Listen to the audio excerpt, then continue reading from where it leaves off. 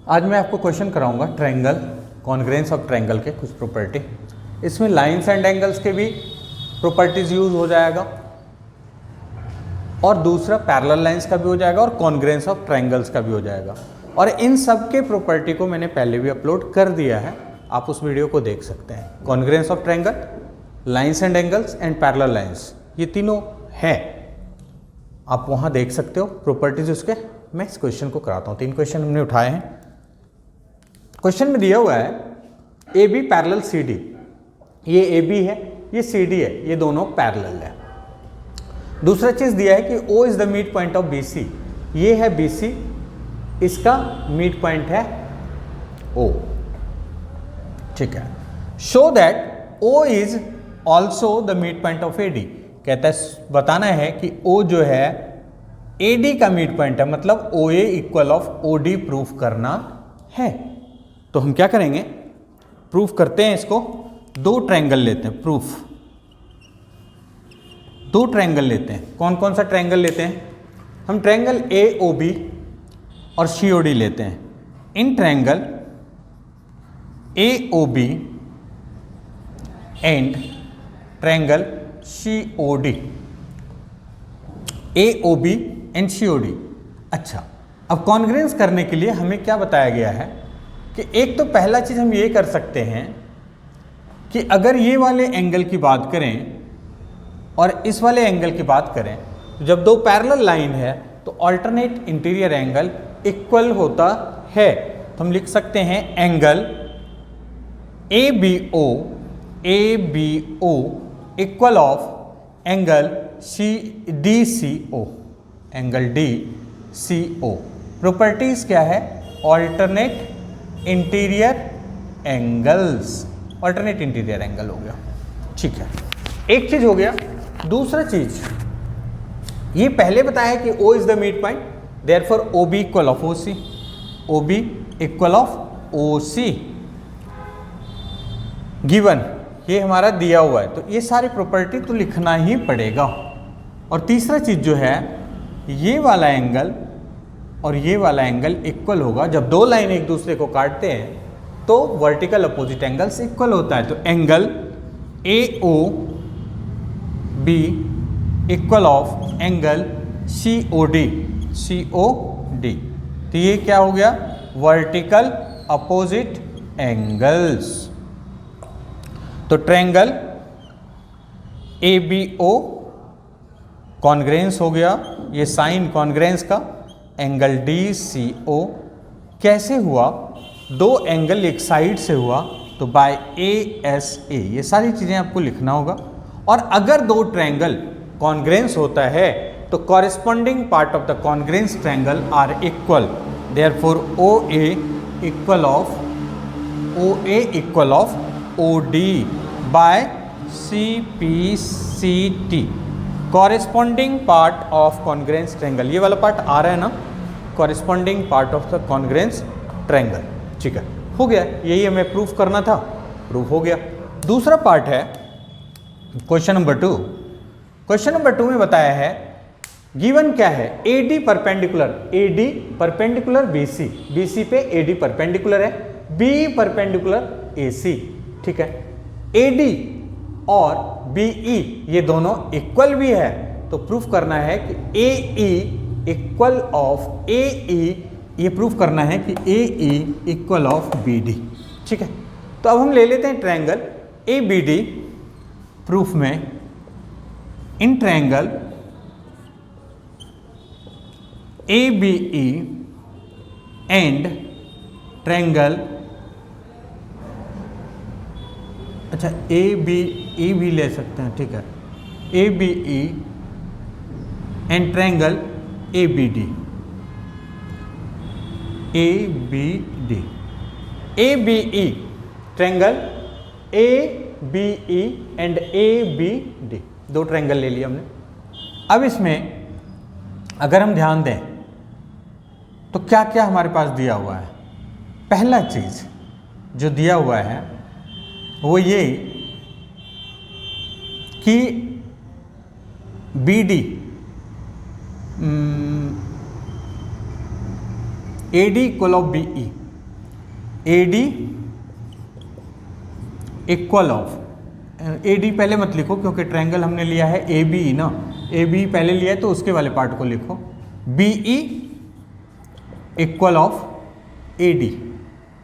ये क्वेश्चन में दिया हुआ है, BE और AD एक दूसरे के इक्वल है, तो यहाँ लिख दीजिए गिवन, ये गिवन है।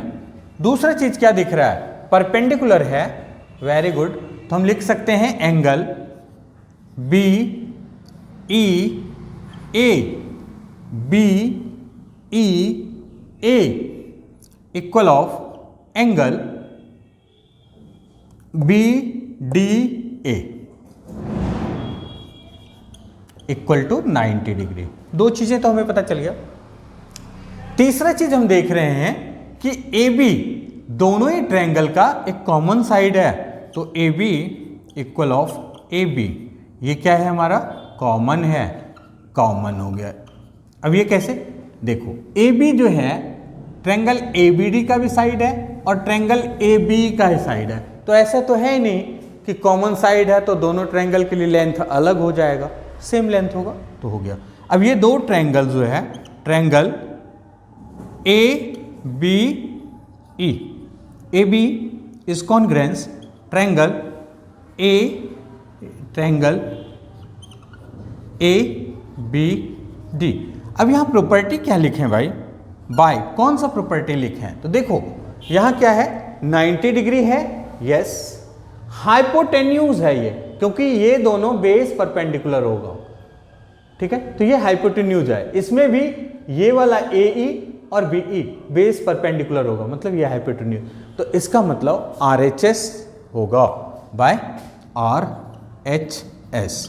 RHS में होता है कि दो राइट एंगल ट्रायंगल कॉन्ग्रेंस होता है अगर hypotenuse and one of its sides equal होता है, तो ये दो राइट एंगल ट्रायंगल कॉन्ग्रेंस होता है। जब ऐसा हो गया कि दो ट्रायंगल कॉन्ग्रेंस हो चुका है, तो इसका मतलब simply you can write it directly AE equal of BD by CP/CT।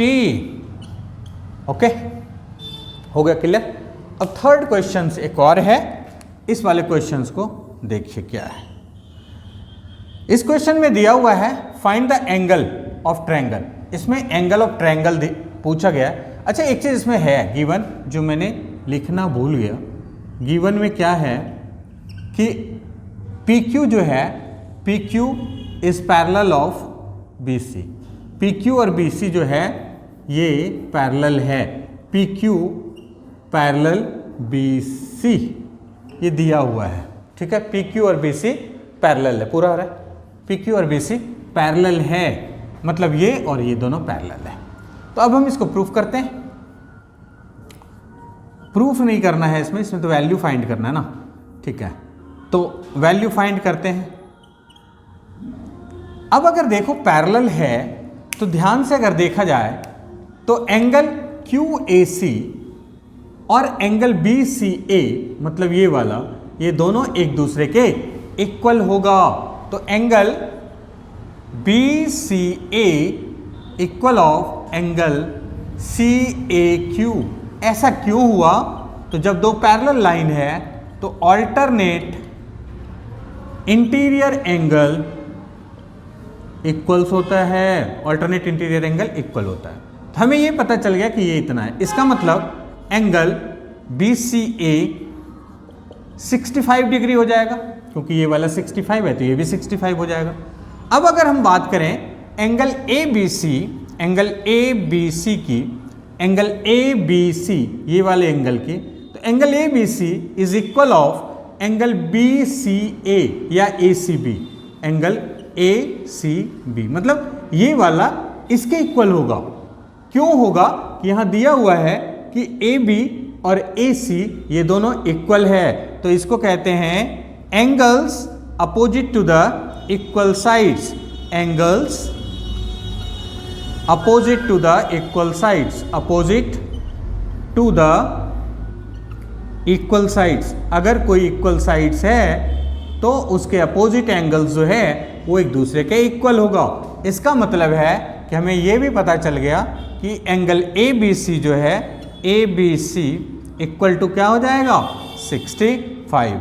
अब ये पता चल गया कि ये 65, ये 65, ये हमने निकाल लिया प्रॉपर्टी से कि ये वाला 65 हो गया और ये भी 65 हो गया।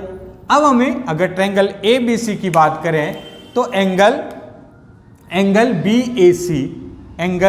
BAC ये वाला, इस एंगल की बात हो रही है, plus 65 degree equal to 180 degree. इसको कहते हैं एंगल सम प्रॉपर्टी, इसको कहते हैं एंगल सम प्रॉपर्टी। तो ये हो गया angle BAC equal to 180 degree और ये 65 130 हो जाएगा, दूसरी तरफ जाएगा माइनस हो जाएगा। तो ये हमारा हो गया angle BAC equal to 50 degree. ये हमारा फाइनल आंसर था। ये तीनों क्वेश्चन था। 3 और क्वेश्चन हम कराते हैं।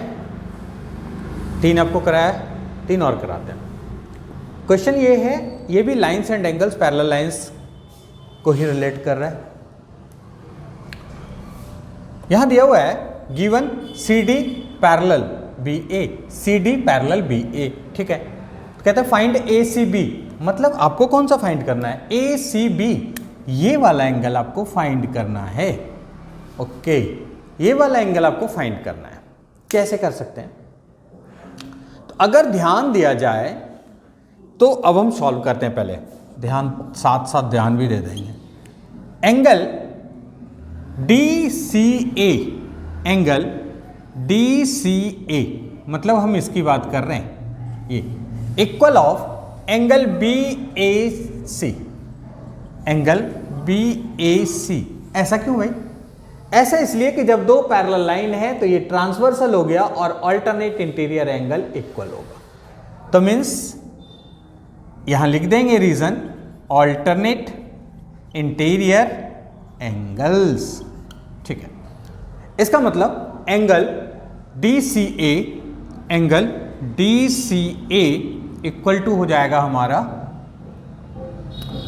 55 डिग्री, क्योंकि ये 55 है तो ये 55 हो गया। पूछा है एंगल ACB, यही तो पूछा है। तो angle ACB equal to angle DCE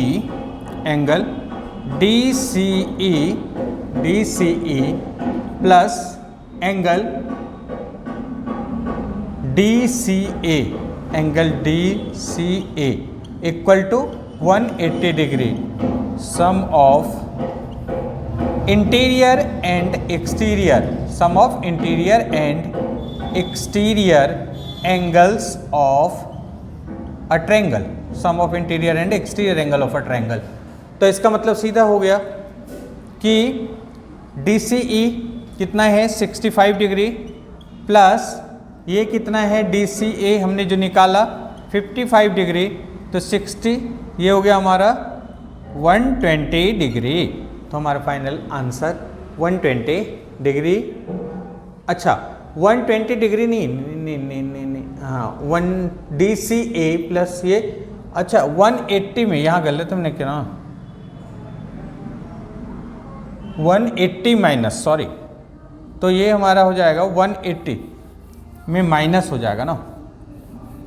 हमने क्या बोला है ACB, तो ACB का मतलब होता है कि 180 ये पूरा, ये एक्सटीरियर और ये इंटीरियर दोनों का सम, तो इसका मतलब है 180 डिग्री माइनस 65 डिग्री प्लस ये वाला जो है 55 है, तो हो गया हमारा 180 डिग्री माइनस ये हो गया हमारा 120 डिग्री, तो हमारा हो गया 60 degree.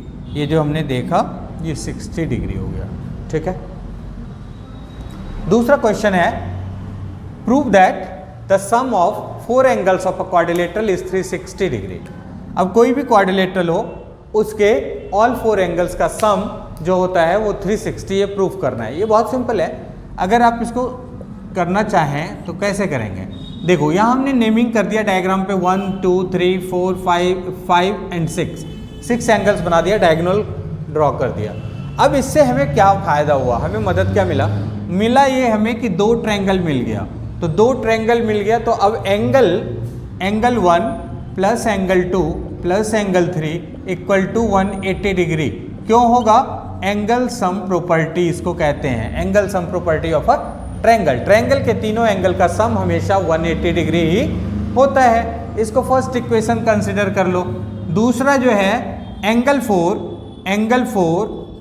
Plus angle 5 plus angle 6 equal to, ये भी हमारा 180 डिग्री होगा, ये भी हमारा एंगल सम प्रॉपर्टी ही होगा। इसको सेकेंड इक्वेशन कंसिडर कर लो। तो फर्स्ट इक्वेशन और सेकेंड इक्वेशन को अगर आप ऐड कर दोगे तो angle 1 plus 2 adding equation first and second, first and second, तो angle 1 plus angle 2 plus angle 3 plus angle 4 plus angle 5 plus angle 6 plus angle 4 5 6 हो तो गया 3 3 6, तो ये क्या हो जाएगा? इक्वल टू यहाँ से यहाँ तक ये 180 और यहाँ से यहाँ तक ये 180, तो 180 प्लस 180 इक्वल टू क्या हो जाएगा? 360 डिग्री। यही तो प्रूफ करना था, ठीक है। थर्ड क्वेश्चन में है दो पैरेलल लाइन है, ये और ये दोनों पैरेलल लाइन है। पैरेलल लाइन में आपको प्रूफ करना है कि बताना ये find the value of 1 to 7, 1 से लेके 7 तक सारे एंगल्स आपको बताना है। तो देखो यहाँ क्या है, एंगल 2 जितने मैंने रेड, ये आप पैरेलल लाइन की प्रॉपर्टी जाके देख लेना तो अच्छे से समझ में आ जाएगा। यहाँ क्या है कि ये दोनों वर्टिकल अपोजिट एंगल्स होता है, ये अल्टरनेट इंटीरियर है, ये इसके वर्टिकल है, इसका मतलब सभी एक दूसरे के इक्वल हैं जितने हमने रेड कर दिया है। तो यहाँ एंगल 2 इक्वल टू 70 डिग्री क्यों होगा? वर्टिकल अपोजिट एंगल हो जाएगा। उसी तरह से एंगल 2 तो हमें पता चल गया, तो angle 2 plus angle 3, angle 2 plus angle 3 equal to 180 degree हो जाएगा। इसको ऐसा क्यों? क्योंकि इसको कहते हैं लीनियर पेयर, लीनियर पेयर। तो अगर हमें 270 डिग्री है तो 180 डिग्री माइनस एंगल 3 फिर निकालने के लिए 2 को क्या करेंगे? एंगल 2। अब एंगल 2 जो है वो हमने निकाल लिया 70 degree, 180 minus 70, 180 degree minus 70 degree means angle 3 equal to 110 degree. Angle 3 पता चल गया। अब अगर हम बात करें एंगल 5 का तो एंगल 2 इक्वल ऑफ एंगल 5 हो जाएगा। Alternate interior angle, alternate interior angles, ये हमारा ऑल्टरनेट इंटीरियर एंगल्स हो गया। तो एंगल 2 हमने निकाला था 70, तो ये भी वही हमारा हो जाएगा। और एंगल 2 हो गया 5 के, और angle 7 equal of angle 5, angle 5 ये क्यों हो जाएगा? वर्टिकल अपोजिट एंगल्स, ठीक है, ऐसे निकल जाएगा। ये इसमें यह तो वर्टिकल अपोजिट, अल्टरनेट इंटीरियर और लीनियर पेयर, यही तो था वैल्यू आप आसानी से